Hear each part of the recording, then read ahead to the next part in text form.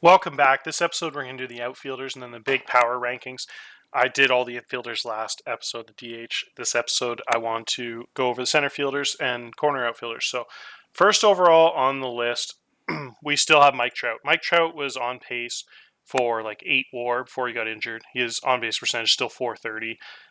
His ISO is just a disgusting 330. 175 OPS plus, one of the best of the decade. So he's still on pace for almost 100 games. He can come back here pretty soon, stay healthy. So it's not like he missed most of the season or anything.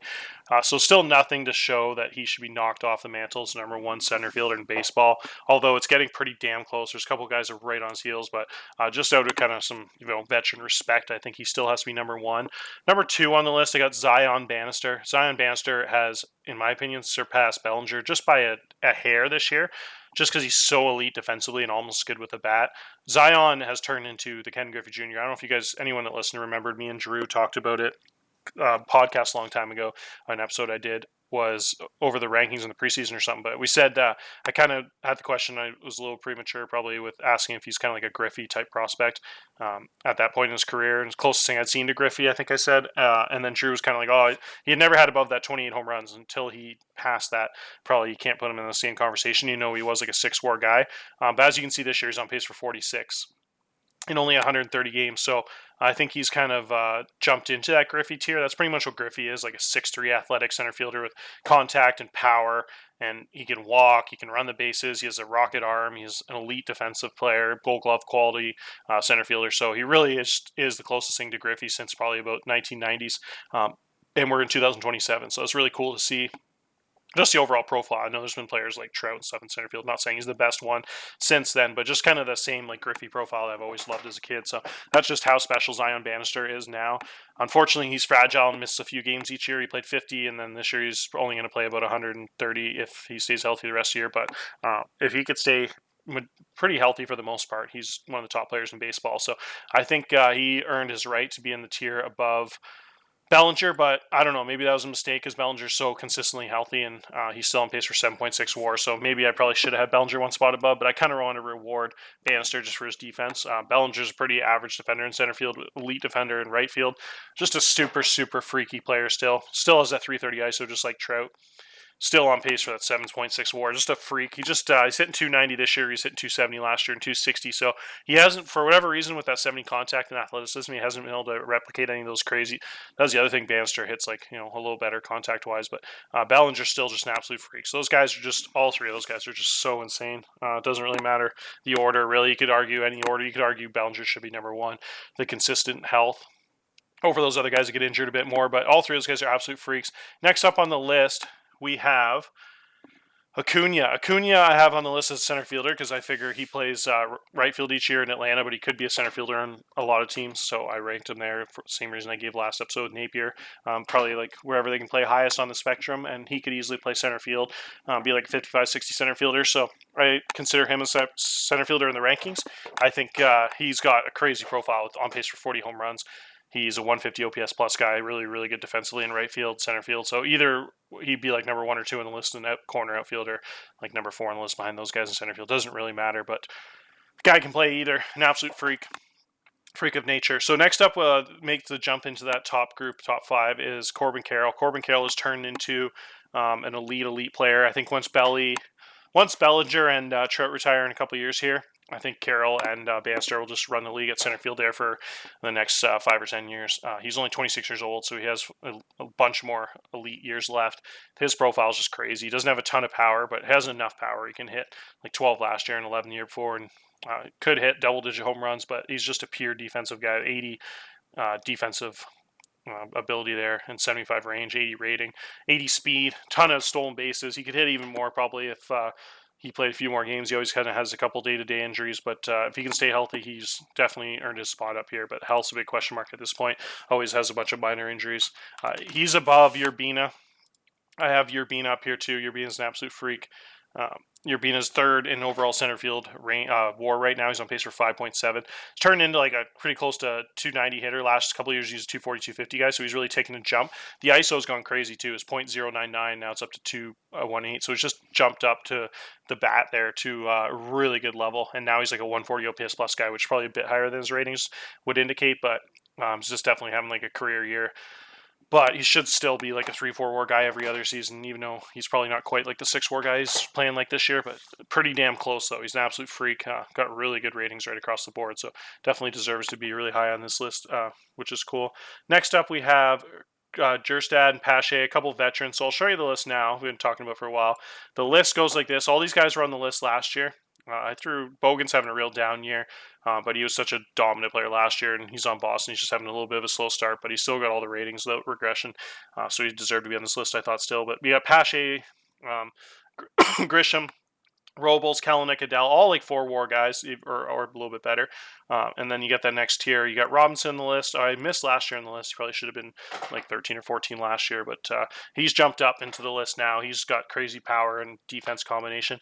Bobby Aycock and Ratcher, the 2 young guys, both rookies, Cleveland and Arizona, that are both studs. Both those guys should be starting center fielders for like a decade. Aycock will take over for Trout here. He's been playing there when Trout's injured, but they'll probably find a way to make both those guys be able to play in the next couple of years here for sure. Trout may move to corner outfield or something like that, but Aycock will find somewhere to play. He's too talented to be off the field, and Rattry's like a 70 range guy with like 60 contact. So both those guys are awesome additions. Should be top center fielders here. You can see Aycock's profile. He's got sick 65 range, 65 air, 65 speed, 65 void K, plus gap power, plus contact, pretty solid power, good base runner with 65 speed, 60 ceilings. Just a really, really nasty overall profile. If he could switch from a ground ball hitter to a normal or fly ball, he'd be a beast. But yeah, I love his skill set for sure. P. Armstrong's on the list too. And then you got Taylor Trammell. Campos is a freak. Yeah, so you know the league's pretty loaded with center fielders, where you got a guy like Campos, like the 20th best center fielder. Dude's got like 70 power and like 65 range. Marsh is a really good defensive player and a base runner. Garcia was having a breakout year, kind of cooled off lately, but he was having a huge start to the year, on pace for like 4 or 5 WAR at one point. So looks like more of a 2-3 WAR guy, but still really good skill set in center field there. Ben Jackson was having a huge start in Atlanta. Another one of those rookies that kind of cooled off here at the All-Star break, but still, again, like the guys I mentioned before, on pace for 2-3 WAR.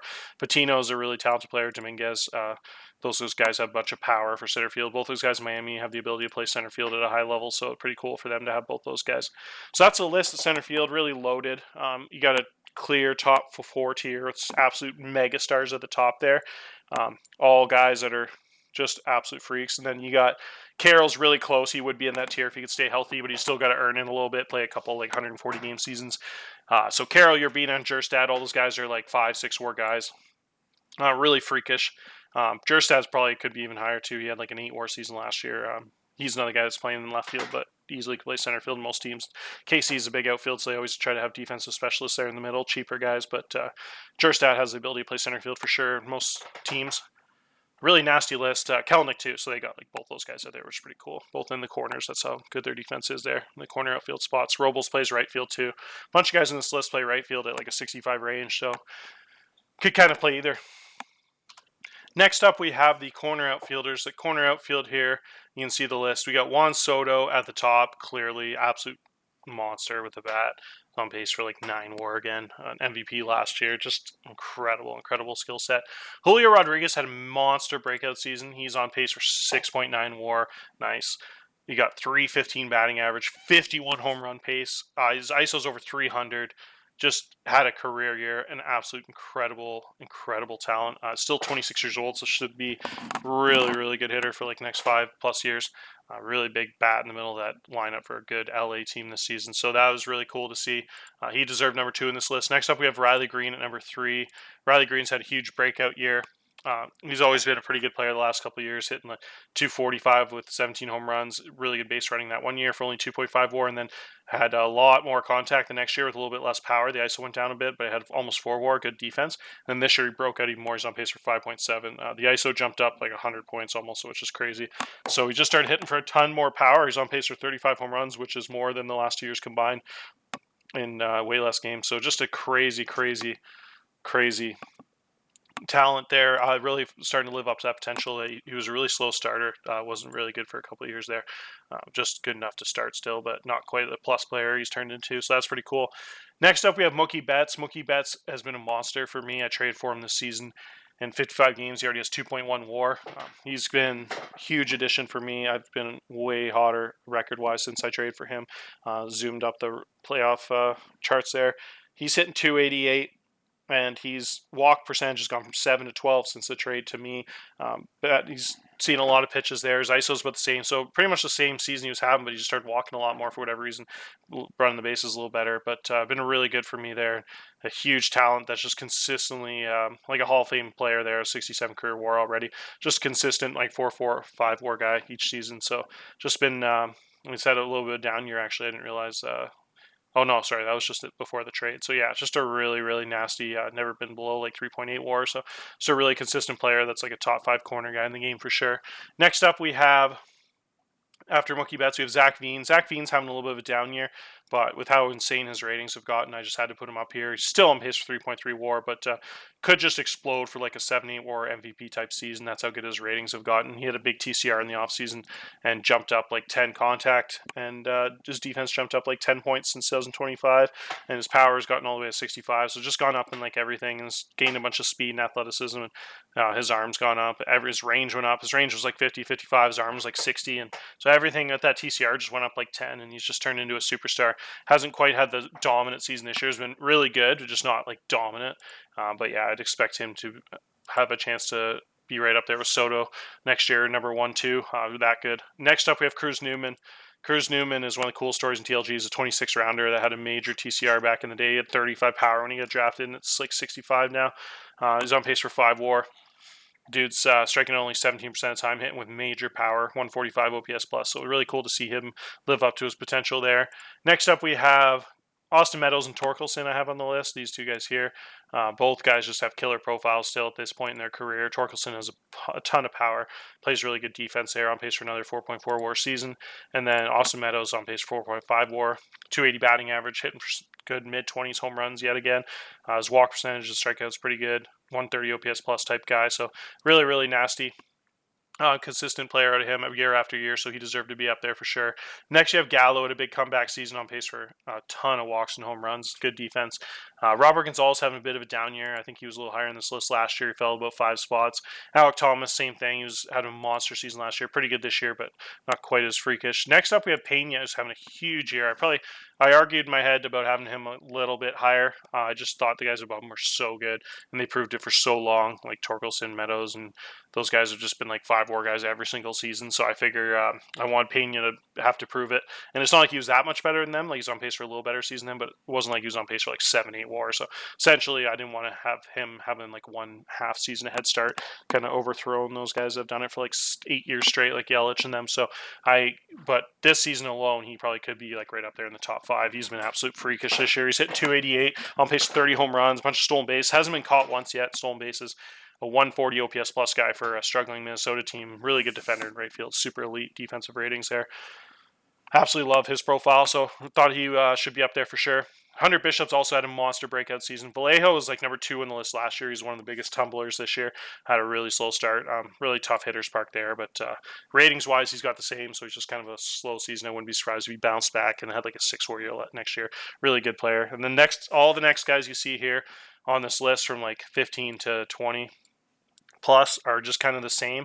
They're all like really similar, like 3, 4 WAR guys that have really good bats. So you got Fabian, all those high contact guys. Ramos has like 75 power. Jimenez and Ramos both just like 40 home run guys that kind of like play pretty average defense or below average defense and just hit you a ton of power. Leduc is a guy that's super young. He might be like top 6 on the list in the future. Doesn't have the defense that these top guys have. But he's like a DH left fielder type, get away with right field early in his career. But the guy just has a freakish bat, so it wouldn't surprise me if he turned into like a 6 WAR guy just from his offense.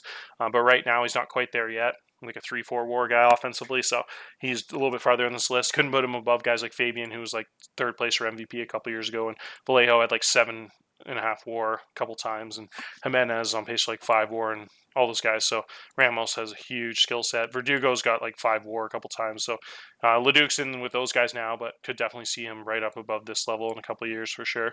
Martinez, Hassel, a bunch of these guys are nice young players, like 3 WAR guys. Jung Ho Lee, my guy, threw on this list. He's hitting like 320 this year, hit like 310 last year, so it doesn't have a ton of power, but anyone that has that much contact, him and Segura both are just huge contact guys. threw them on the list. They definitely deserve to be in like top 25. Absolutely. So that's the overall list for outfielders. Next up, we have the final here. So I'll show you everything together. So we had all the pitchers that we did in the one episode, and then we did all the infielders in the next. So we'll go down the bottom here, and we'll show you the overall list. So number one player in all baseball, Robert Pawson, I thought deserved to finally overtake Trout. Pawson's just as good as Trout when healthy, and the fact that he's younger and healthier than Trout, he deserved the number one spot. He's on pace for like 9.5 WAR. He is just an absolute monster, and it's turned into the best player in baseball. The dude's got like 80 contacts, 70 power, and like 80, 75 range. So one of the best players I've ever seen in TLG, and really, truly does have the potential to have like 12 or 13 WAR. That's how insane he is in one season. One of the best skill sets I've ever seen. I've seen a few guys in some sims have like 12 WAR seasons, like Soto type guys have a little more defense. Like shortstops like Leto have a chance to get like 8, 10 WAR, but never. I don't remember ever seeing a guy with like 70 power and 75 range and 80 contact. That's just, he's essentially what Tatis is, but has like 15 more range. So it's just an absolute freak. So new number one player in baseball, in my opinion. Trout definitely deserved number two still over Soto. That was really close for me. It's just what it always comes down to is the defensive versatility. Trout's bat's almost as good as Soto's, but he plays center field, 65 range. So he's just a little better than Soto still because of that. Trout just brings such a freakish gamer. If he's healthy, he is like 7-8 WAR every single season. Soto has been a bit better this last year and a half, but I figure I'd still trick Trout over him. For one season type thing, just how incredible he is on defense still. Hasn't lost any defense yet. And even in his age 35 season, just amazing. Soto's next up with the best bat in baseball. He's just incredible as a hitter. He's on pace for back-to-back like 8 and 9 more seasons, so couldn't really put him any lower than 3. Luke Leto has jumped into that top tier with those other guys. He's just been absolutely insane. He's had the crazy thing is he's so skilled, even with like a really big down year, hitting like 240 from a guy with 60 contact, he's still on pace for like 7 more. This just shows how unbelievable his skill set is with the patience of the plate, how elite his defense is. Just turn into like I'd imagine him and Pawson will be number 1 and 2 on this list in a year or two here for a long time. Bellinger next up still deserves it. I think in the ratings I had him a one spot below Banister, but it was like a coin flip. So I think give the veterans seniority here to Bellinger, still top 5 player in baseball. The first pitcher on this list, Kyle Wright's the best pitcher in baseball now. So him and Massey really close together. I have them 6 and 7. I figure they were just a little more valuable here than Banister, Cunha, and Potts. Both they're all like about the same, like 7 more players. I figure when it comes to the playoffs, you have that number 1 ace pitcher, probably a little more valuable than those position players for that reason. And I just figure the pitchers deserve to be up there because Kyle Wright has been that phenomenal. He probably could be like number 2 or 3 on this list. Just incredible player. Massey's right behind him. Banister, for the reasons I gave in the center field one, same reasons he's up there now as like a Ken Griffey Jr. type guy in his prime. He's an amazing talent. He really has enough talent to be number 2 on this list behind Pawson. He could really throw together like an 8 WAR or 50 home run season, hit like 300 with the Gold Glove defense. Be like a top 3 player in baseball for sure. Acuna is right below. Potts, you guys know all these guys. These guys are all just veterans here that are just having unbelievable seasons.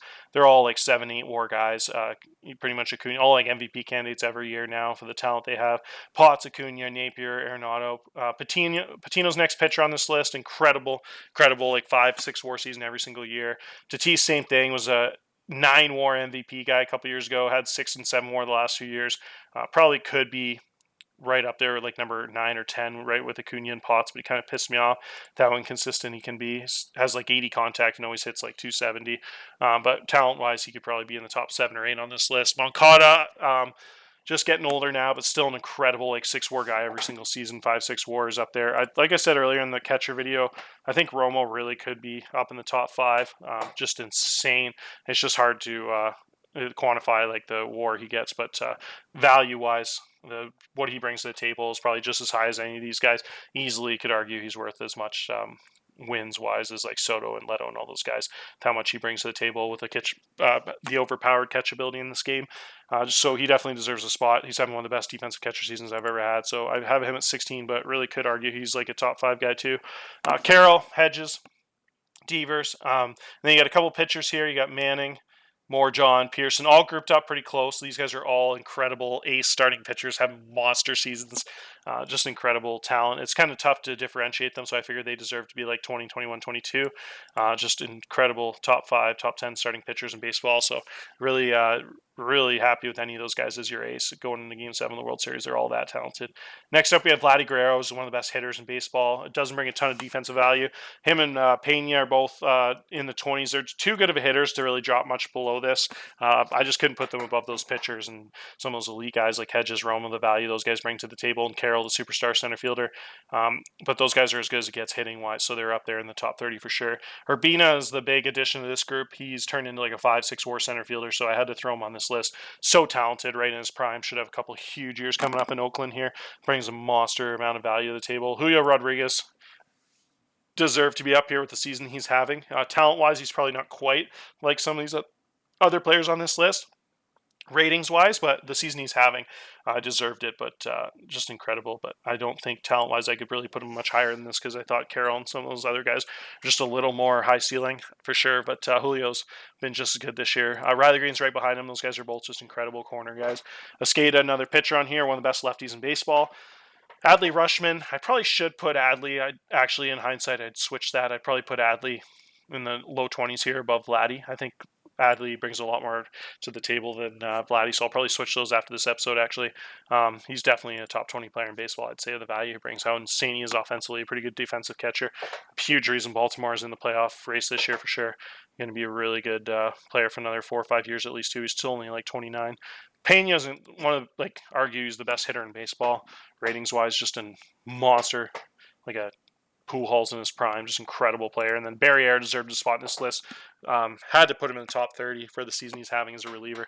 On pace to have the best reliever season in the history of baseball, 5.6 WAR, 55% strikeout rate, just disgusting, game-breaking talent. So it's hard to really value him because you could say, like, if he's that good, how's he not worth more? But really hard to figure out where to put him on this list. But 5.6 WAR relief pitcher is just silly, just absolute silly the season he's had. So that was my list. Like I said, I put quite a bit of thought into that. The only main thing I definitely change would be this Vladi thing, so I'll probably change that right now, actually. Vladi is just really good, but yeah, he's not better than Rutschman. So we'll put Rutschman up where Vladi was and move this around a little bit. And then that'll be it. So I hope you guys like it. If you have any big disagreements, I'd hope you put it in the chat. It's always fun kind of getting my mind changed a little bit and see if anyone else has any radically different opinions. But that's it for this year's edition of the top 30 players in baseball and the positional rankings. It was a lot of fun. Cheers, guys.